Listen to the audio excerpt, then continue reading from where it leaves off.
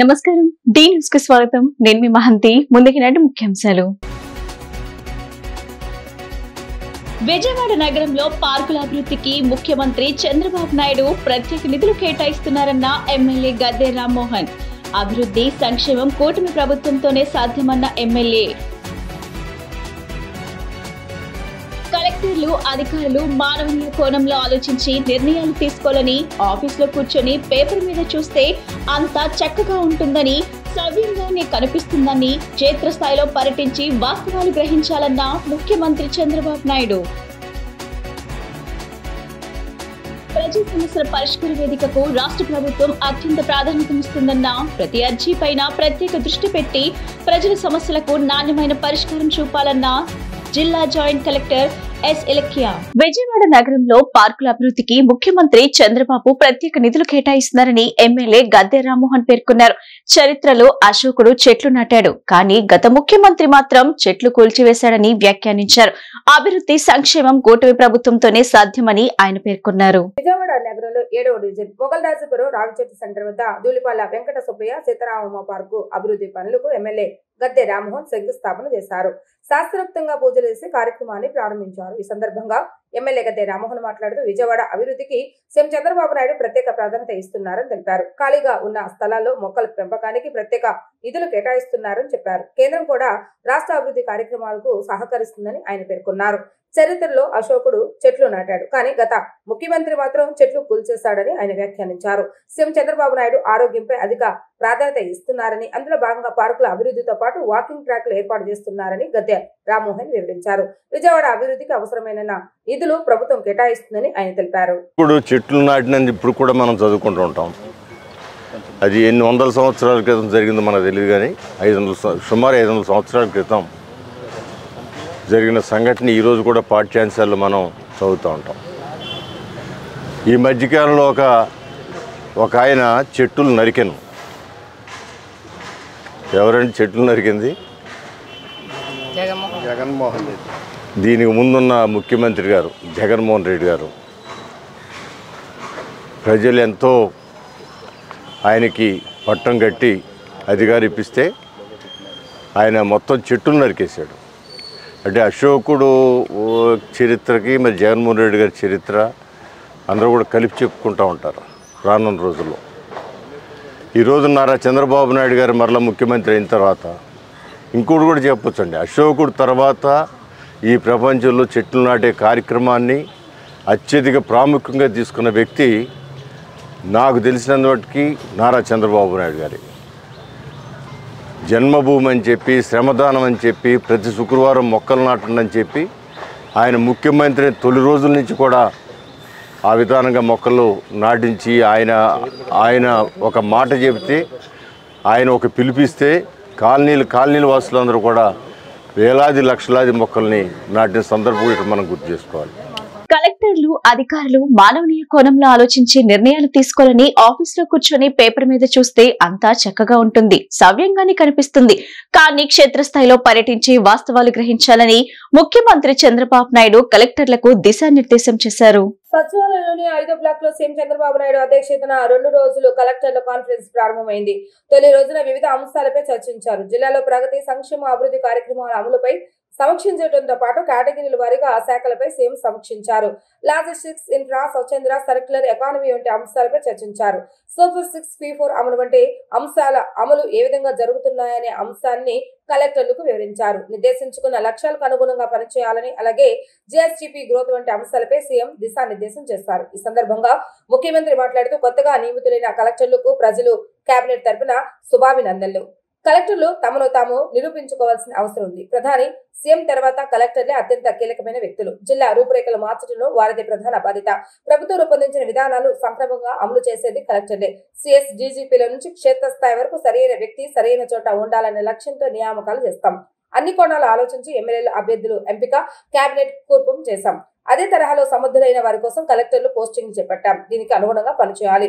మంచి పేరు తెచ్చుకునేలాగా కలెక్టర్లు పనిచేయాలి. పనితీరు చక్కగా ఉన్న వాళ్ళను నేను ఎప్పుడూ మార్చలేదు. ప్రభుత్వం అందించే సేవలన్నింటిలోనూ సంతృప్తి స్థాయి కొలమానం అవుతుంది. సంక్షేమ, అభివృద్ధి అమలుకు ఎంతటి ప్రాధాన్యత ఇస్తారో శాంతి భద్రతల విషయంలో కూడా అంతే ప్రాధాన్యత ఇవ్వాలి. ఇక్కడ పనిచేసిన అధికారులు ఆర్బీఐ లాంటి సమస్యలకు వెళ్లారు. నేను అధికారులకు పూర్తిగా సపోర్ట్ చేస్తాను, భరోసా కల్పిస్తాను, కానీ విఫలమైతే మాత్రం కఠినంగా నిర్ణయాలు తీసుకుంటానని హెచ్చరించారు. కలెక్టర్ల సదస్సు కొత్త ట్రెండ్ సృష్టించాలని కోరుతున్నానని సీఎం చెప్పారు. ఆర్థిక అసమానత తగ్గించేందుకు అభివృద్ధితో పాటు సంక్షేమాన్ని అమలు చేస్తాం, అందరినీ సాధికారత దిశగా నడిపిస్తామని చెప్పి హామీ విశ్వసించే ఎన్డీఏ కూటమికి 94% స్ట్రైక్ రేట్ ఇచ్చారని అన్నారు. సంపద సృష్టించి ఆదాయాన్ని పెంచి సంక్షేమం అమలు చేస్తామని చెప్పారు. కలెక్టర్లు అధికారులు ప్రభుత్వ లక్ష్యాలకు అనుగుణంగా పనిచేయాలని చెప్పినట్టుగా సూపర్ 6 ను సక్సెస్ చేస్తామని పేర్కొన్నారు. దేశంలోనే అతిపెద్ద సంక్షేమ పథకం పెన్షన్లు 64 లక్షల మంది లబ్ధిదారులకు పెన్షన్ ఇస్తున్నామని ఆయన తెలిపారు. ఇప్పటికి మీరు చూస్తే 15 నెలలు పూర్తి చేశాం. కొత్త గవర్నమెంట్ వచ్చిన తర్వాత మీరందరూ కొంతమంది నిన్న మొన్న చూశాను, మీ రికార్డ్స్ అన్ని యంగ్స్టర్స్వి 2040, 54, 55 కూడా సర్వీస్లో ఉంటారు కొంతమంది కొత్తగా వచ్చిన ఐఏఎస్ ఆఫీసర్స్ అందరూ. నేను ఐఎమ్ థింకింగ్ 2047 అంటే ఆ తర్వాత కూడా ఆలోచిస్తున్నాం, ఒక ఎకో సిస్టమ్ క్రియేట్ చేయాలి. ఇండియా నెంబర్ 1 కావాలి. ప్రధానమంత్రి నరేంద్ర మోడీ గారు వచ్చిన తర్వాత 11వ ఆర్థిక వ్యవస్థ 4వ అతిపెద్ద ఆర్థిక వ్యవస్థగా తయారైంది. ఒకప్పుడు అమెరికా అంటే భూతం కింద చూసేవాళ్ళం, పెద్ద బ్రదర్ అని. ఇప్పుడు అమెరికా కూడా మనతోనే సమానంగా చూస్తున్నాం. ఇచ్చిపుచ్చుకునే ధోరణికి వచ్చాం. అది రావడానికి కారణం మీరందరూ గుర్తుపెట్టుకుంటే, మనకు స్వాతంత్రం వచ్చి దగ్గర దగ్గర 75 సంవత్సరాలు అయిపోతుంది, 77 సంవత్సరాలు అవుతా ఉంది. ఇంకొక 22 మైక్ కరెక్ట్గా చూసుకో, ఇంకొక 22 సంవత్సరాల్లో 100 సంవత్సరాలు మనం పూర్తి చేసుకుంటున్నాం. నేను కూడా చాలా చూశాను రాజకీయాల్లో. నిన్న మొన్న చూస్తే ఐఏఎస్ ఆఫీసర్లు, ఐపీఎస్ ఆఫీసర్లు చూస్తే వాళ్ళు పుట్టిన సంవత్సరమే నేను సీఎంగా ఉన్నా. అవన్నీ చూసినప్పుడు I had a great experience in this country. Rayalaseema రాళ్లసీమగా మారిపోతుంది, ఎడారిగా మారిపోతుంది, ఎవరు కాపాడలేరు అన్న రోజులు కూడా. ప్రజా సమస్యల పరిష్కార వేదిక రాష్ట్ర ప్రభుత్వం అత్యంత ప్రాధాన్యతనిస్తుందని, ప్రతి అర్జీపైన ప్రత్యేక దృష్టి పెట్టి ప్రజల సమస్యలకు నాణ్యమైన పరిష్కారం చూపాలని జిల్లా జాయింట్ కలెక్టర్ ఎస్ ఇలఖ్య అన్నారు. కలెక్టరేట్ శ్రీ పింగళ వెంకయ్య సమావేశ మందిరంలో నిర్వహించిన పీజీఆర్ఎస్ కార్యక్రమంలో జేసీ ఎస్ ఇలఖయ్య అధికారులతో కలిసి ప్రజల నుంచి అర్జీలు స్వీకరించారు. రెవెన్యూ శాఖకు సంబంధించి 44, పోలీస్ శాఖ నుంచి 26, డిఆర్డీఏకు 17, ఎంఏయుడికి 16, విద్యకు 9, పంచాయతీ శాఖకు 8 అర్జీలు వచ్చాయి. ఆరోగ్య, గృహ నిర్మాణం, విభిన్న ప్రతిభావంతుల శాఖకు 4 చొప్పున, ఇరిగేషన్, కాలేజ్ విద్య, పౌర సరఫరాల, వ్యవసాయం, రిజిస్ట్రేషన్ అండ్ స్టాంప్స్ కు 3 చొప్పున, సర్వే సహకారం, సాంఘిక సంక్షేమం, కాలుష్య నియంత్రణ, విద్యుత్ ఎండోమెంట్స్ కు 2 చొప్పున అర్జీలు వచ్చాయి. అదేవిధంగా మెయిన్స్, నైపుణ్యాభివృద్ధి, బీసీ సంక్షేమం, ఉపాధి కల్పన, పర్యాటకం, గ్రామీణ నీటి సరఫరా, బ్యాంక్ సేవలు, సాంకేతిక విద్య, గ్రామ వార్డు సచివాలయ శాఖకు ఒక్కొక్క అర్జీ చొప్పున వచ్చాయి. మొత్తం 168 అర్జీలు రాగా వీటి పరిష్కారానికి చర్యలు తీసుకోవాలని ఆదేశించారు. ఈ సందర్భంగా జాయింట్ కలెక్టర్ మాట్లాడుతూ, పీజీఆర్ఎస్ లో అర్జీ ఇస్తే తప్పనిసరిగా తమ సమస్యకు ఓ పరిష్కారం లభిస్తుందని ఆశతో ప్రజలు వస్తారని, అధికారులు నిబద్ధతతో అర్జీలపై దృష్టి పెట్టి పారదర్శకంగా సమస్యలు పరిష్కరించాలని అన్నారు. నిర్దేశ గడువులోగా అర్జీదారుడు సంతృప్తి చెందేలాగా సమస్యలు పరిష్కరించాలని అన్నారు.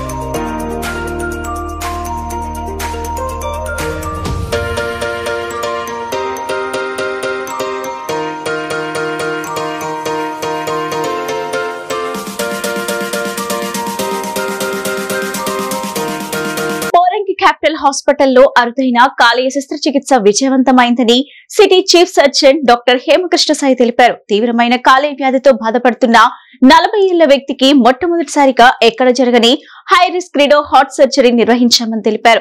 శస్త్రచికిత్సకు ముందు సరిగ్గా శ్వాస తీసుకోలేకపోయిన రోగి శస్త్రచికిత్స తర్వాత బాగా కోలుకున్నారని, విజయవంతంగా డిశ్చార్జ్ అయ్యారని డాక్టర్ హేమకృష్ణ సాయి అన్నారు. విజయవాడ కార్డియాక్ సర్జరీలో అసాధారణమైనటువంటి విషయంలో విజయవాడలోని క్యాపిటల్ హాస్పిటల్స్ కు చెందిన consultant cardiothoracic surgeon doctor Hemakrishna Sai Kadiyala అధునాతన మల్టీ వాల్యులర్ హార్ట్ డిసీజ్ మరియు తీవ్రమైన లివర్ డిస్ఫంక్షన్ ఉన్న 40 ఏళ్ల రోగికి చాలా హై రిస్క్ హార్ట్ సర్జరీని విజయవంతంగా నిర్వహించారు. ఈ సందర్భంగా city chief surgeon doctor Hemakrishna Sai మాట్లాడుతూ టంగుటూరుకి చెందిన వాడ మదన్ అనే రోగి 2008లో ఏవిఆర్ మరియు 2020లో బెలూన్ మిట్టల్ వాల్వోటమీ చేయించుకున్నారని, ఈ కేసును అనేక ప్రముఖ కేంద్రాలకు దాన్ని తీవ్రమైన రిస్క్ ప్రొఫైల్ కారణంగా తిరస్కరించాయని అన్నారు. ఆఖరికి తమను సంప్రదించారని పేర్కొన్నారు. కాలేయ వైఫల్యం ప్రారంభమైందని ఈ సందర్భంగా మాట్లాడుతూ ఇది శస్త్రచికిత్స ప్రమాదాన్ని గణనీయంగా పెంచడం వలన అతని పరిస్థితి మరింత దిగజారిందని అన్నారు. ఈ నేపథ్యంలో ఆపరేషన్ అత్యంత నైపుణ్యం కలిగిన మల్టీ డిసిప్లినరీ బృందం మద్దతు ఇచ్చిందని అన్నారు. Anaesthesia doctor Sridhar M, cardiology doctor VSR Bhupal, గాక్సప్లో ఎంట్రాలజీ doctor M Girish, perfusion supporter Surya మరియు జైరామ్ చికిత్సను విజయవంతం చేస్తారని అన్నారు. తీవ్రమైన కాలేయ వ్యాధితో బాధపడుతున్న 40 ఏళ్ల వ్యక్తికి మొట్టమొదటిసారిగా ఎక్కడ జరిగిన high risk redo heart surgery నిర్వహించామని తెలిపారు. శస్త్రచికిత్సకు ముందు సరిగా శ్వాస తీసుకోలేకపోయిన రోగి శస్త్రచికిత్స తర్వాత బాగా కోలుకున్నారని, విజయవంతంగా డిశ్చార్జ్ అయ్యారని డాక్టర్ హేమకృష్ణ సాయి తెలిపారు. ఇవాళ ఈ ప్రెస్ మీట్ గల ముఖ్య కారణం క్యాపిటల్ హాస్పిటల్స్ విజయవాడలో మనం మొట్టమొదటిసారిగా రెండవసారి హార్ట్ సర్జరీ పేషెంట్కి చేస్తూ, అది కూడా ఆ పేషెంట్కి తీవ్రమైన లివర్ బాగా డ్యామేజ్ అయి ఉంటాం, జాండిస్ పాయింట్స్ అనేది దాదాపు 24 వరకు ఉంటాం. అటువంటి పేషెంట్లో మనం మూడు వాల్వ్స్కి రీడో ఆపరేషన్ చేయటం, ఆ పేషెంట్ చక్కగా రికవర్ అయ్యి ఇప్పుడు ఇంటికి వెళ్ళి ఆయనంతటా ఆయన డైలీ యాక్టివిటీస్ ఆయన చేసుకునే పరిస్థితికి వచ్చారు. ఇంత తీవ్రమైన లివర్ డిసీజ్తో లివర్ ఇంత బాగా అడ్వాన్స్డ్గా డ్యామేజ్ అయిన కండిషన్లో ఉండగా హార్ట్ ఆపరేషన్ చేయించుకొని రికవర్ అయ్యి డిశ్చార్జ్ అయిన మన భారతదేశంలో మొట్టమొదటి పేషెంట్ ఈయనే. సో దీనికి ఖచ్చితంగా కార్డియాక్ సర్జరీలో ఒక మైలురాయి కింద మేము భావిస్తున్నాం. సో ఈ అవకాశాన్ని కల్పించిన క్యాపిటల్ హాస్పిటల్ యాజమాన్యానికి, క్యాపిటల్ హాస్పిటల్లో ఉండేటువంటి అందరి కన్సల్టెంట్స్కి నా ధన్యవాదాలు. అండ్ ప్రజలకు నా విజ్ఞప్తి ఏంటంటే, ఎటువంటి గుండె సమస్యలకి, ఎటువంటి హార్ట్ ఎంత కాంప్లెక్స్ సర్జరీ అయినా సరే మీరు హైదరాబాద్, చెన్నై, బెంగళూరు వంటి నగరాలకి ఇబ్బంది పడుతూ వెళ్లాల్సిన అవసరం లేదు. మన ఊర్లోనే అన్ని అందుబాటులో ఉన్నాయి. అన్ని రకాల ట్రీట్మెంట్లు మన ఊర్లో అందుబాటులో ఉన్నాయి. ఖచ్చితంగా ఎటువంటి క్లిష్టమైన ట్రీట్మెంట్ అయినా సరే చేయగలిగేటువంటి సామర్థ్యం మన ఊర్లో మనకుంది. Thank you. వాల్వ్స్ సంబంధించిన ఇబ్బంది అనేది ఉంది. దాంతోపాటు ఆయనకి లివర్ సంబంధించిన ఇబ్బంది కూడా ఉంది. ఆ లివర్ సంబంధించిన ఇబ్బంది ఎక్కువగా ఉండటం వల్ల ఆయనకి పచ్చకామలు అనేది ఎక్కువ అయిపోయింది, 24 పాయింట్లకు వెళ్ళింది.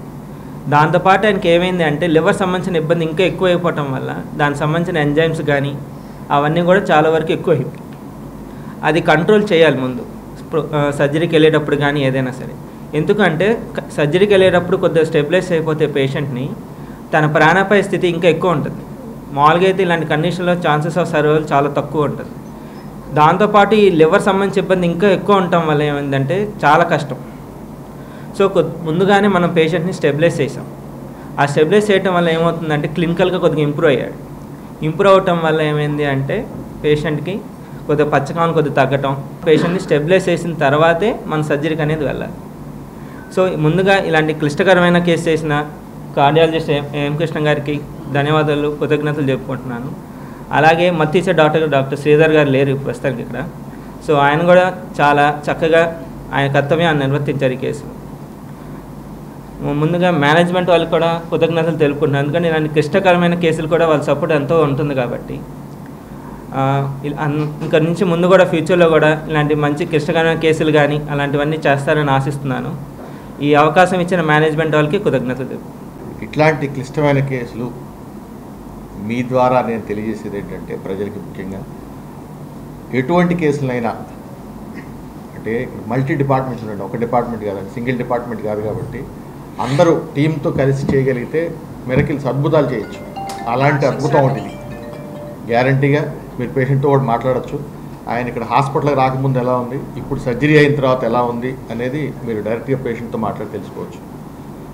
ఇటువంటి క్లిష్టమైన కేసులు చేయాలంటే విజయవాడలో మళ్ళీ క్యాపిటల్ హాస్పిటలే అనేది హేమకృష్ణ సాయి గారు, అలాగే గిరీష్ గారు, డాక్టర్ భూపాల్ గారు, శ్రీధర్ గారు టీం అంతా ఉండబట్టి మేము కూడా చేయగలుగుతున్నాం. చివరిగా నేను చెప్పేది ఏంటంటే మిత్రులందరికీ, మీకు కానీ మీకు తెలిసిన వాళ్ళు ఎవరైనా సరే ఇబ్బందుల్లో ఉంటే, అంటే ఆరోగ్యకరమైన ఇబ్బందులు ఏదున్నా కూడా తప్పకుండా మా హాస్పిటల్ని అప్రోచ్ అవ్వచ్చు. మేము అనుకున్న ఫస్ట్ మా క్యాప్షన్ అందరికీ అందుబాటులో ఆధునిక వైద్యం, అదే క్యాప్షన్ తోటి చేస్తున్నాం. తప్పకుండా ప్రతి ఒక్కరికి ఆధునిక వైద్యం ద్వారా మనం చేయగలిగిన సేవలన్నీ చేసి రోగిని మంచి కండిషన్లో బయటికి పంపించే ఏర్పాటు చేస్తున్నాం. సో మీ అందరూ ఈ అవకాశాన్ని మీ ద్వారా ప్రజలకు తెలియజేయమని నేను అడుగుతుంది. తప్పకుండా ఇది ప్రజలకు అందేలా చూడండి. Thank you. తీసుకొచ్చిన తర్వాత ఇక్కడే నాకు సొంత బ్రదర్ లాగా చూసేసాను. ఇప్పుడుగా అట్లా చూసేసాను. వాళ్ళని ఇంకా జాగ్రత్తగా చూసుకో. లైఫ్లో 100 ఏళ్ళు ఉండాలి. వాళ్ళ 60 ఏళ్ళు లైఫ్ ఇచ్చారు. Okay sir.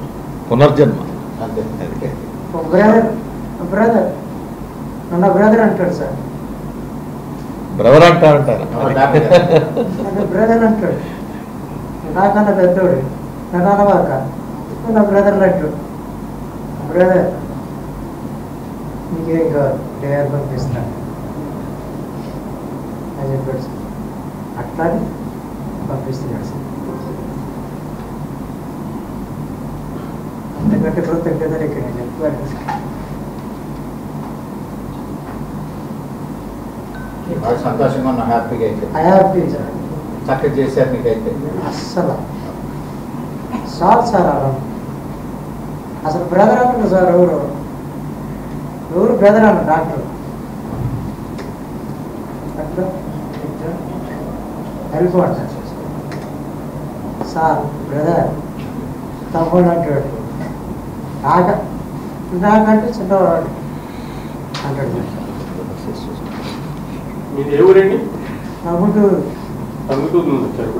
భారతదేశపు గొప్ప ఇంజనీరింగ్ మేధావి భారతరత్న శ్రీ మోక్షగుండం విశ్వేశ్వరయ్య జయంతి సందర్భాన్ని పురస్కరించుకుని దేశం మొత్తం ఇంజనీర్స్ డే నిర్వహించుకునడం మంచి శుభపరిణామమని మాజీ పార్లమెంట్ సభ్యులు గోకరాజు గంగరాజ్ చెప్పారు. దేశంలో అనేక నదులు అనుసంధానంలో మోక్షగుండం పాత్ర వెలకట్టలేనిదని చెప్పారు. హైదరాబాద్ మూసీ నది విషయంలో ఆయన చూపిన చొరవ తెలుగు రాష్ట్రాల్లో మరువలేనని పేర్కొన్నారు. ప్రముఖ ఇంజనీరింగ్ పితామహుడు మోక్షగుండం విశ్వేశ్వరయ్య జయంతిని పురస్కరించుకుని నగరంలోని కేఎల్ రావు భవనంలో మోక్షగుండం విగ్రహానికి పలువురు పూలమాలలు వేసి నివాళులర్పించారు. ఈ సందర్భంగా ఇంజనీర్స్ అందరికీ శుభాకాంక్షలు తెలియజేశారు. ఈ సందర్భంగా పలువురు మాట్లాడుతూ ఎన్నో త్రాగు సాగునీటి ప్రాజెక్టుల రూపశిల్పి, దేశం గర్వించదగ్గ ఇంజనీరింగ్ నిపుణులు భారతరత్న మోక్షగుండం విశ్వేశ్వరయ్య అని తెలిపారు. ఆయన దేశానికి అందించిన సేవలు చిరస్మరణీయం. నేటి తరం ఇంజనీర్లు ఆయనను ఆదర్శంగా తీసుకోవాలని కోరారు.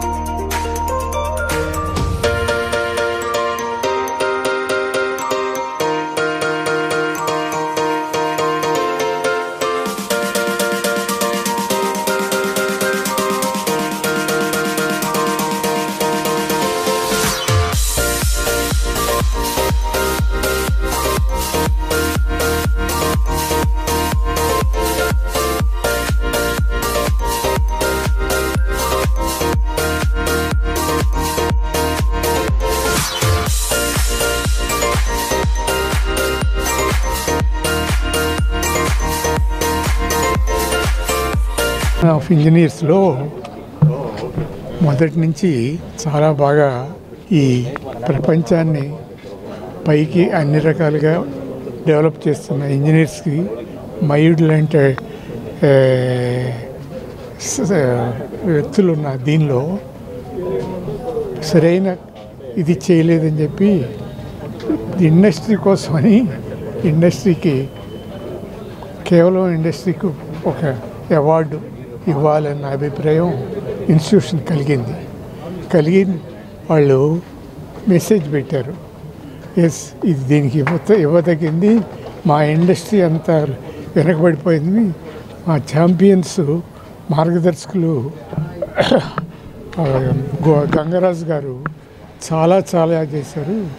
అసలు అంత గొప్ప వ్యక్తిని వదిలేసేసి మనం ఇండస్ట్రీలో ఇంకోటి మాట్లాడుకునేది కరెక్ట్ కాదు. మరి మొదటిసారిగా ఈ ఇన్స్టిట్యూట్కి రావడం జరుగుతుంది. పెద్దలు గౌరవనీయులు నారాయణ ప్రసాద్ గారు మరి ఇండస్ట్రీ అంటే ఆటోనగర్ ఇండస్ట్రీ అంటే మొదటి నుంచి వారి గైడెన్స్తోనే ఇండస్ట్రీస్ అనేవి అభివృద్ధి చెందుతున్నాయి. నేను కూడా వారితో పాటు నాకు ఒక ఇండస్ట్రీ ఆటోనగర్లో ఉంది. ఈ కార్యక్రమానికి తప్పకుండా రావాలి అని వారు నాకు ఆజ్ఞాపించారు, అడగలేదు. దానికి ఈ కార్యక్రమంలో పాల్గొందామని వచ్చాను. చాలా సంతోషం. ఇటువంటి కార్యక్రమాలు ఇంకేదంటే ఇండస్ట్రియల్ సైడ్ నుంచి కూడా రికగ్నిషన్ ఉండాలి. ఎవరైతే ఇండస్ట్రీస్ బాగా నడుపుతున్నారో వాళ్ళని స్ఫూర్తిగా తీసుకుని యంగ్ ఇండస్ట్రియలిస్ట్ కూడా ముందు రావాలనే ఉద్దేశంతో మరి చొరవ చేసి నారాయణ ప్రసాద్ గారు ఈ ఇన్స్టిట్యూట్లో ఇండస్ట్రియల్ తరఫుగా కూడా ఉండాలనే ఉద్దేశంతో వారు ఈ కార్యక్రమం చేపట్టారు. సృష్టికి ప్రతి సృష్టి చేసే అపరబ్రహ్మలు ఇంజనీర్స్. వారికి అభినందనలతో ఈ ఇంజనీరింగ్ డే సందర్భంగా ప్రతి ఒక్క ఇంజనీర్కి శుభాకాంక్షలు తెలియజేస్తున్నాం. మోక్షగుండం విశ్వేశ్వరయ్య గారి జన్మదినం సందర్భంగా దేశవ్యాప్తంగా జరిగే ఇంజనీర్స్ డే సందర్భంలో మన Andhra Pradesh institution of engineers Andhra Pradesh శాఖ వారు నాకు ఎమినెంట్ ఇంజనీర్ అవార్డు ఇచ్చినందుకు నేను వారికి వినయపూర్వకంగా కృతజ్ఞతలు తెలుపుకుంటున్నాను. దేశ ప్రధాని నరేంద్ర మోడీ నాయకత్వంలో భారత ఆర్థిక వ్యవస్థ బలోపేతమైందని బీజేపీ జాతీయ అధికార ప్రతినిధి జాఫర్ ఇస్లాం చెప్పారు. గత 11 సంవత్సరాలుగా ప్రధానమంత్రి మోడీ స్థిరమైన ప్రయత్నాల వల్ల భారతదేశానికి ప్రపంచవ్యాప్తంగా గుర్తింపు వచ్చిందని, ముఖ్యమైన మైలురాళ్లలో ఒకటి వస్తువులు మరియు సేవల పన్ను విజయవంతంగా అమలు చేయడం జరిగిందని అన్నారు. బీజేపీ రాష్ట్ర కార్యాలయంలో ఏర్పాటు చేసిన విలేకరుల సమావేశంలో బీజేపీ జాతీయ అధికార ప్రతినిధి జాఫర్ ఇస్లాం మాట్లాడుతూ ప్రతిపక్ష పార్టీల నుండి విమర్శలు వచ్చినప్పటికీ ఎన్డీఏ ప్రభుత్వం సమర్థవంతంగా అమలు చేస్తుందని తెలిపారు. ఇటీవల ప్రవేశపెట్టిన జీఎస్టీ 2.0 సంస్కరణల వల్ల ప్రజలకు ఎంతో మేలు జరుగుతుందని చెప్పారు.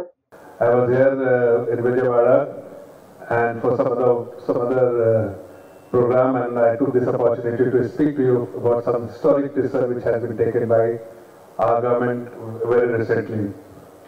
As you recollect that when we took over the government in 2014, the economy was in terrible shape. All the macro parameters of the economy was in bad shape. The world was acknowledging India as one of the weak economy, among the 5 large fragile economy, and that shows that where we were in 2014 and where we are today.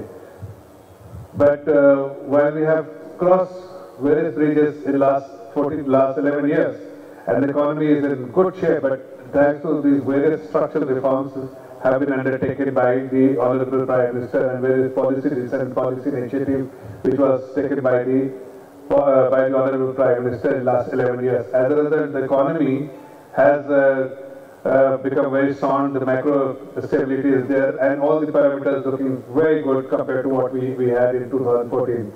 And our strength is such that in global ranking, our economy, among the large economies, our ranking was 11th in 2014, and now we are at 4th and knocking the door to become 3rd largest economy very soon.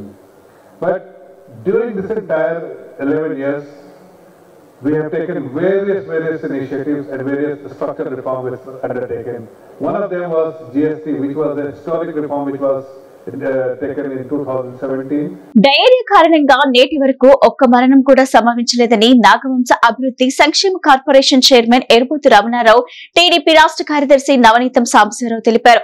Vijayawada నగరపాలక సంస్థ ఎవరి ఆధీనంలో ఉందో స్పష్టంగా చెప్పాలని YCP జిల్లా అధ్యక్షులు దేవినేని అవినాష్, మాజీ ఎమ్మెల్యే మల్లాది విష్ణు, సిపిఎం నేత మధును ప్రశ్నించారు. పరిపాలనలో మేయర్ పూర్తిగా విఫలమయ్యారని చెప్పారు. విజయవాడలో ఇటీవల నమోదైన డయేరియా కేసులపై విపక్షాలు చేస్తున్న ఆరోపణలు అసత్యమని నాగవంశ అభివృద్ధి సంక్షేమ కార్పొరేషన్ చైర్మన్ ఎరుబొద్దు రమణారావు, తెలుగుదేశం రాష్ట్ర కార్యదర్శి నవనీతం సాంబశివరావు తెలిపారు.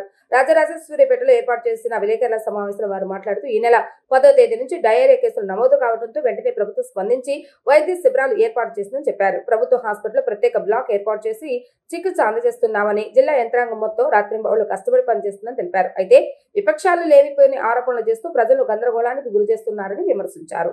విజయవాడ నగరపాలక సంస్థ ఎవరి ఆధీనంలో ఉందో స్పష్టంగా చెప్పాలని వైసీపీ జిల్లా అధ్యక్షులు దేవినేని అవినాష్, మాజీ ఎమ్మెల్యే మల్లాది విష్ణు, సిపిఎం నేత మధును వారు ప్రశ్నించారు. మేయర్, డిప్యూటీ మేయర్లు, స్థానిక కార్పొరేటర్ ఎవరి పార్టీకి చెందిన వారు కూడా ప్రజలకు చెప్పాలని వారు డిమాండ్ చేశారు. నగరపాలక సంస్థ పరిపాలనలో మేయర్ విఫలమయ్యారని పేర్కొన్నారు. ప్రజా ఆరోగ్యాన్ని రాజకీయానికి వాడుకోవటం హేయమని అన్నారు. ప్రస్తుతం ప్రభుత్వ హాస్పిటల్లో 5 కేసులు, హెల్త్ క్యాంప్ లో 6 కేసులు మాత్రమే ఉన్నాయని, వీరు కూడా త్వరలో డిశ్చార్జ్ అవుతారని తెలిపారు. ఇప్పటి వరకు ఒక్క మరణం కూడా నమోదు కాలేదని ఎరుబొద్దు రమణారావు స్పష్టం చేశారు. 57వ డివిజన్ ఎన్టీఆర్ నగర్ ఆర్ఆర్పేట నందు 10వ తారీఖు నుండి మరి పూర్తి స్థాయిలో ప్రజలకి డయేరియా వల్ల ఇబ్బంది పడుతున్నారని చెప్పేసి ఇక్కడ గౌరవ శాసనసభ్యులు పెద్దలు గౌరవనీయులు మా అన్నగారు బోండమ్మ గారు ఆదేశాల మేరకు కమిషనర్ గారికి, కలెక్టర్ గారికి ఇంటిమేషన్ చేసి ఇక్కడ మెడికల్ క్యాంప్ పెట్టడం జరిగింది. ఆ మెడికల్ క్యాంపులో ప్రతి ఒక్కరూ ఒక డయేరియా కాకుండా అన్ని వ్యాధులకు కూడా ఇక్కడ చూస్తూ ఉన్నాం. దీనిపైన వైసీపీ నాయకులు, సిపిఎం పార్టీ నాయకులు అనేకమైనటువంటి అవాస్తవాలను ప్రచారం చేస్తూ, విష ప్రచారాన్ని చేస్తూ, లేనిపోయిన ఆరోపణలు చేస్తూ ప్రజలను గందరగోళానికి గురి చేసినటువంటి వ్యక్తులు వారని చెప్పేసి ఈ సందర్భంగా మేము తెలియజేస్తూ ఉన్నాం.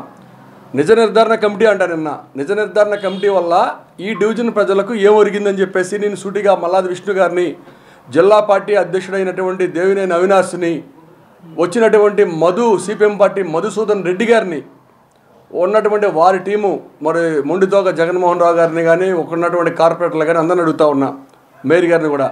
గత 5 రోజులు కూడా మీడియా మిత్రులు సామాజిక బాధ్యతగా ఇక్కడ అసత్యాలతో కూడినటువంటి ప్రచారాలు కొన్ని రాజకీయ పార్టీలు చేస్తున్నా అది కాదు అని జనాలను భయభ్రాంతులకు గురి కాకుండా వాస్తవాలను వెల్లడి చేస్తున్నందుకు ముందు మీడియా సోదరులకు అభినందిస్తున్నాం. గత 5 రోజుల నుంచి ఈ ప్రాంతంలో కొంతమందికి మోషన్స్ అవ్వటం, వామిటింగ్ అవ్వటం వాస్తవం.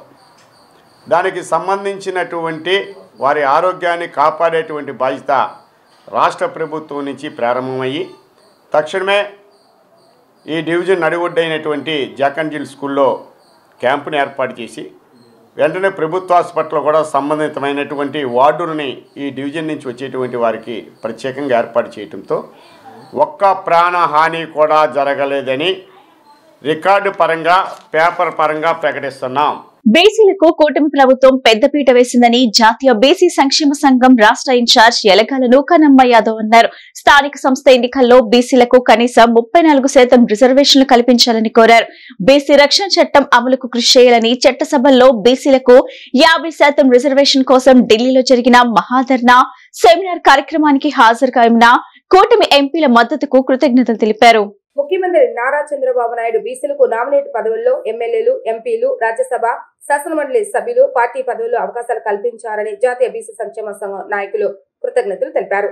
రాష్ట్ర ఇన్ఛార్జ్ యలగల నూకాలమ్మ యాదవ్, రాష్ట్ర అధ్యక్షులు వై నాగేశ్వరరావు యాదవ్ మాట్లాడుతూ ఎన్నికల ముందు చంద్రబాబు నాయుడు బీసీ నాయకులు, మేధావులతో సమావేశాన్ని ఏర్పాటు చేసి ఇచ్చిన హామీలు నిలబెట్టుకున్నారని అన్నారు. ప్రస్తుతం సుమారు 40 మందికి ఎమ్మెల్యే స్థానాలు, 8 మందికి మంత్రి పదవులు, అలాగే ఎంపీలు, రాజ్యసభ, శాసనమండలి సభ్యత్వాలు, పార్టీ పదవుల్లో సగభాగం అవకాశాలు ఇచ్చారని తెలిపారు. అదే సమయంలో వచ్చే స్థానిక సంస్థల ఎన్నికల్లో బీసీలకు కనీసం 34% రిజర్వేషన్ కల్పించాలని కోరారు. గత ప్రభుత్వంలో ఈ రిజర్వేషన్ 24% తగ్గడంతో దాదాపు 16,500 మంది బీసీ ప్రతినిధులు అవలేకపోయారని విమర్శించారు. అలాగే బీసీ రక్షణ చట్టం అమలుకు కృషి చేయాలని, చట్టసభలో బీసీలకు 50% రిజర్వేషన్ కోసం ఢిల్లీలో జరిగిన మహాధర్నా సెమినార్ కార్యక్రమానికి హాజరైన టీడీపీ, బీజేపీ ఎంపీల మద్దతుకు కృతజ్ఞతలు తెలిపారు. ఈ కార్యక్రమంలో రాష్ట్ర కన్వీనర్ మరిపిల్లి తిరుమలేష్, ఎరబోతు రమణ, నమ్మి భానుప్రకాష్, శివరాం, కృష్ణ దుర్గారావు, రూపేష్, పట్నాల హరి తదితరులు పాల్గొన్నారు. 200 మంది మహిళలు, యువత కూడా ఈ కార్యక్రమంలో చేరువయ్యారు. ఈ రోజున జాతీయ బీసీ సంక్షేమ సంఘం అనేది దినదిన అభివృద్ధి చెందుతూ ఒక బలమైన నిర్మాణంతో రాష్ట్ర వ్యాప్తంగా ప్రతి జిల్లా కూడా 1000 మంది లీడర్స్తో పనిచేస్తూ ముందుకెళ్ళడం జరుగుతుంది. మొన్న రీసెంట్గా ఒక ఢిల్లీ ప్రోగ్రాం పెట్టడం జరిగింది. ఆ ఢిల్లీ ప్రోగ్రాంకి మన రాష్ట్ర ముఖ్యమంత్రి వర్యులు మాన్యశ్రీ నారా చంద్రబాబు నాయుడు గారు కానీ, అలాగే మన దేశ ప్రధాని అయినటువంటి నరేంద్ర మోడీ గారు కానీ ఇద్దరు కూడా అధికారంలో ఉండి బీసీల మీద వారికి ఉన్నటువంటి చిత్తశుద్ధిని చూపించడం జరిగింది. జాతీయ బీసీ సంక్షేమ సంఘం ఆంధ్రప్రదేశ్ శాఖ ఎన్నికల ముందు ఈ రాష్ట్ర ఇప్పుడు ముఖ్యమంత్రి వర్యులైనటువంటి మాన్యశ్రీ నారా చంద్రబాబు నాయుడు గారు మమ్మల్ని, మా రాష్ట్ర అధ్యక్షులైనటువంటి వైనాయసరావు గారిని, మేధావులైనటువంటి ఒక 600 మంది బీసీ సంక్షేమ సంఘం లీడర్స్ని పిలిపించి కూర్చోబెట్టి మాట్లాడి, ఆనాటి రాష్ట్ర పార్టీ అధ్యక్షులు అచ్చెన్నాయుడు గారు కూడా కూర్చోబెట్టి మాట్లాడి, మీరందరూ కూడా బీసీలందరూ అన్ని కులాలు 140 కులాల వాళ్ళు తెలుగుదేశం పార్టీకి, కూటమి ప్రభుత్వానికి మద్దతు ఇవ్వండి. ఖచ్చితంగా మీకు బీసీలకి మంచి అవకాశాలు ఇస్తాం, సగభాగం వాటాలు ఇస్తాం. ఈ దేశంలో కానీ ఈ రాష్ట్రంలో కానీ బీసీలు ఎంత శాతం అయితే ఉన్నారో అంతకి మించి మీకు అవకాశాలు ఇస్తామని చెప్పి హామీ ఇవ్వడం జరిగింది. జాతీయ బీసీ సంక్షేమ సంఘం బీసీల సమస్యలపై దశాబ్దాలుగా మా జాతీయ అధ్యక్షులు ఆర్ కృష్ణయ్య గారి ఆధ్వర్యంలో పెద్ద ఎత్తున పోరాటాలు చేయడం జరిగింది. ఆ పోరాటాల ఫలితంగా ఈరోజు మరి సామాజికంగా అయితేనేమి, ఆర్థికంగా అయితేనేమి, విద్యాపరంగా అయితేనేమి అనేక సంస్కరణలు అయితే ప్రభుత్వాలు తీసుకున్నాయి. కానీ మరి ఇంకా ఎక్కడ వేసిన గొంగలు అక్కడే ఉన్నట్లు బీసీ సమస్యలు మరి భారతదేశంలో స్వాతంత్రం వచ్చినప్పటి నుంచి మరి తీరడం లేదు. దానికోసమై గ్రామ స్థాయి నుంచి జాతీయ స్థాయి వరకు అనేక పోరాటాల ద్వారా మరి ఈ ప్రభుత్వాలకు తెలియజేస్తూ ఉంటాం. మహిళలకు సమున్నత స్థానం కల్పించిన ఘనత కాంగ్రెస్ పార్టీదేనని మహిళా కాంగ్రెస్ రాష్ట్ర అధ్యక్షురాలు లామ్ తాతియా కుమారి తెలిపారు. దేశాభివృద్ధిలో మహిళలు ప్రముఖ స్థానం కల్పించాలనే ఉద్దేశంతో ఇందిరాగాంధీ మహిళా కాంగ్రెస్ ను స్థాపించారని ఆమె వివరించారు. అధికారంలో ఉన్న ప్రభుత్వాలు కూడా మహిళలకు ఉన్నత స్థానాలు ఇవ్వాలని సూచించారు. మహిళా కాంగ్రెస్ 41వ ఆవిర్భావ దినోత్సవ వేడుకలు పెద్దనపేటలోని ఇందిరాగాంధీ విగ్రహం వద్ద ఘనంగా జరిగాయి. మహిళా కాంగ్రెస్ నగర అధ్యక్షురాలు మన్నెపూడి సునీత నేతృత్వంలో జరిగిన ఈ వేడుకల్లో రాష్ట్ర మహిళా కాంగ్రెస్ అధ్యక్షురాలు తాంతియ కుమారి, సిటీ కాంగ్రెస్ అధ్యక్షుడు నరహశెట్టి నరసింహారావు, ఇతర కాంగ్రెస్ నేతలు పాల్గొన్నారు. ఈ సందర్భంగా తాంతియ కుమారి మాట్లాడుతూ మహిళలకు సమున్నత స్థానాన్ని కల్పించాలన్న ఉద్దేశంతో ఇందిరాగాంధీ మహిళా కాంగ్రెస్ విభాగాన్ని స్థాపించారని తెలిపారు. ఇందిరాగాంధీ స్ఫూర్తితో మహిళలందరూ శక్తివంతులు కావాలని ఆమె ఆకాంక్షించారు. ఆకాశంలో సగంగా ఉన్న మహిళలు అభివృద్ధిలో కూడా భాగస్వాములు కావాలన్న ఉద్దేశంతో మహిళా విభాగంతో అనేక కార్యక్రమాలు ఇందిరాగాంధీ నిర్వహించారని తెలిపారు. ఈ ఆవిర్భావ దినోత్సవ వేడుకలు స్ఫూర్తితో మహిళలు ఐక్యంగా ముందుకు సాగాలని ఆమె పిలుపునిచ్చారు. సిటీ కాంగ్రెస్ అధ్యక్షుడు నరహశెట్టి నరసింహారావు మాట్లాడుతూ మహిళలకు ఉన్నత పదవులు ఇచ్చిన చరిత్ర కాంగ్రెస్ పార్టీదేనని తెలిపారు. ప్రతిభా పాటిల్ రాష్ట్రపతిగా మీరా కుమారికి స్పీకర్ గా సుదీర్ఘకాలం అవకాశం ఇచ్చింది కాంగ్రెస్ పార్టీయేనని అన్నారు. ఇంకా గవర్నర్లు వంటి అనేక ఉన్నత పదవులు మహిళలకు ఇచ్చిన చరిత్ర కాంగ్రెస్ దేనని తెలిపారు.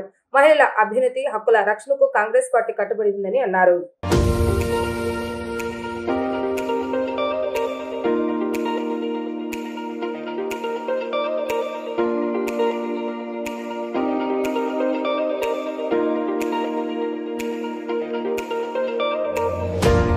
నేషనల్ లీడర్ అయిన అల్కలాంబ గారి ఆదేశాల మేరకు, షర్మిలా గారి పిలుపు మేరకు, అట్లాగే గతంలో స్టేట్ ప్రెసిడెంట్గా చేసినటువంటి శ్రీమతి గౌరవనీయులు రామ్ తాంతియా గారు గతంలో స్టేట్ ప్రెసిడెంట్గా చేశారు. మళ్ళీ ఆవిడని నియమించినందుకు కాంగ్రెస్ తెలియజేసుకుంటూ, అట్లాగే ఈ కార్యక్రమానికి చేసినటువంటి గౌరవనీయులు నరహర్శెట్టి గారు, సిటీ ప్రెసిడెంట్ అయిన నరహర్శెట్టి గారు, గౌరవనీయులు పిసిసి ఉపాధ్యక్షులైనటువంటి గురునాథం గారు, అట్లాగే పిసిసి జనరల్ సెక్రటరీ అయినటువంటి ఖుషిదా గారు, అట్లాగే మహిళా ఉపాధ్యక్షులైనటువంటి ప్రమీలా గారు, సిటీ డివిజన్ ప్రెసిడెంట్లు అయినటువంటి సత్యవతి గారు, మరి ఇక్కడ ఇచ్చేసిన మైనార్టీ డిపార్ట్మెంట్ బేగ్ భయ్యా గారికి అందరికీ, సూర్యప్రకాష్ గారికి, అట్లాగే అభిమానులకు, కార్యకర్తలకు అందరికీ, మరి ఈ ప్రోగ్రామ్కి ఇచ్చేసినటువంటి అందరికీ ధన్యవాదాలు తెలియజేసుకుంటున్నాను. మహిళా దినోత్సవం సందర్భంగా అల్కాలాంబ గారి ఆదేశాల మేరకు ఈరోజు 41వ మహిళా కాంగ్రెస్ ఆవిర్భావ దినోత్సవం ఇక్కడ జరుపుకోవడం జరిగింది. అయితే ఈ దినోత్సవం ఇది మహిళా కాంగ్రెస్ ఆవిర్భావం ఇందిరాగాంధీ గారితోనే సాధ్యమైంది. మహిళలు వెనుకబడి ఉండడం మంచిది కాదని, ఇందిరాగాంధీ గారి స్ఫూర్తితో మహిళలందరూ ముందుకు రావాలని, ఈ దేశం యొక్క ఉన్నతికి పాటుపడాలని, ప్రతి మహిళ కూడా ఒక శక్తిగా ఉండాలని ఆవిడ ఉద్దేశించారు. ఎందుకంటే మహిళలు ఆ దినాల్లో చాలా వెనుకబడి ఉండేవాళ్ళు. ఇందిరాగాంధీ గారు అలా కాదని ఒక వ్యవస్థను ఏర్పాటు చేసి దానిలో మహిళలకు ప్రధానమైన స్థానం ఇచ్చి మహిళలతోనే కొన్ని కార్యక్రమాలు చేయించి మహిళా శక్తి ఈ దేశంలో ఒక ఉన్నతమైన స్థితికి వెళ్ళేటట్టు చేసిన శ్రీమతి ఇందిరాగాంధీ గారికి జోహార్లు అర్పించుకుంటూ మహిళా కాంగ్రెస్ ఆవిర్భావ దినోత్సవ సందర్భంగా ఏఐసిసి మహిళా అధ్యక్షురాలు ఇచ్చిన పిలుపు మేరకు, పిసిసి అధ్యక్షురాలు షమ్లారెడ్డి గారి యొక్క పిలుపు మేరకు ఇవాళ ప్రదేశ్ కాంగ్రెస్ మహిళా విభాగ అధ్యక్షురాలు తాంత్యా కుమారి గారి నాయకత్వంలో, అలాగే మండేపూడి సునీత గారు నాయకత్వంలో ఈ కార్యక్రమం చేయడం అభినందనీయం. మహిళలకు పెద్దపేట వేయడం అనేటటువంటిది ఏదైనా ఈ దేశ చరిత్రలో చేశారంటే అదొక కాంగ్రెస్ పార్టీ ఉన్నప్పుడే జరిగింది. ఒక ప్రతిభా పాటిల్ దేశానికి రాష్ట్రపతి అయినా, అలాగే మా బాబు జగజ్జీవన్ రావు గారి పుత్రిక మీరా కుమారి గారు లోక్సభకి సుదీర్ఘకాలం ఆవిడ స్పీకర్గా చేసిన, ఇవాళ మహిళలు కొంతమంది రాష్ట్రాల గవర్నర్గా చేస్తూ ఉన్న ఉపేంద్ర జోషి గారి రాష్ట్రానికి గవర్నర్గా చేసిన, ఇవన్నీ కూడా కాంగ్రెస్ పార్టీతో సాధ్యమని కూడా మీ అందరూ సరిగ్గా మనం చేస్తూ మెడికల్ రిప్రజెంటేటివ్స్ పై హైలీ స్కిల్ వర్క్ గా గుర్తించాలని, వారికి 26,900 జీతం చెల్లించాలని Andhra Pradesh medical and sales representatives union రాష్ట్ర ప్రధాన కార్యదర్శి వెంకట్రావు డిమాండ్ చేశారు. సేల్స్ ప్రమోషన్ ఎంప్లాయీస్ చట్టాలను అమలు చేయని యాజమాన్యాలపై కఠిన చర్యలు తీసుకోవాలని ప్రభుత్వానికి విజ్ఞప్తి చేశారు. Andhra Pradesh medical and sales representatives union ఆధ్వర్యంలో అలంకార్ ధర్నా చౌక్ లో సోమవారం ధర్నా కార్యక్రమాన్ని నిర్వహించడం జరిగింది. ఈ కార్యక్రమంలో పాల్గొన్న యూనియన్ ప్రధాన కార్యదర్శి వెంకట్రావు మాట్లాడుతూ 10 లేబర్ కోడ్స్ ను రద్దు చేసి కార్మిక చట్టాలు అమలు చేయాలని అన్నారు. రిప్రజెంటేటివ్స్ హైలీ స్కిల్ వర్కర్స్ గా గుర్తించి 26,900 జీతం చెల్లించాలని అన్నారు.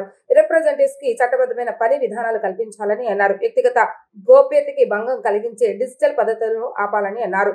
రిప్రజెంటేటివ్స్ హక్కుల సాధన కోసం ధర్నా నిర్వహిస్తున్నామని అన్నారు.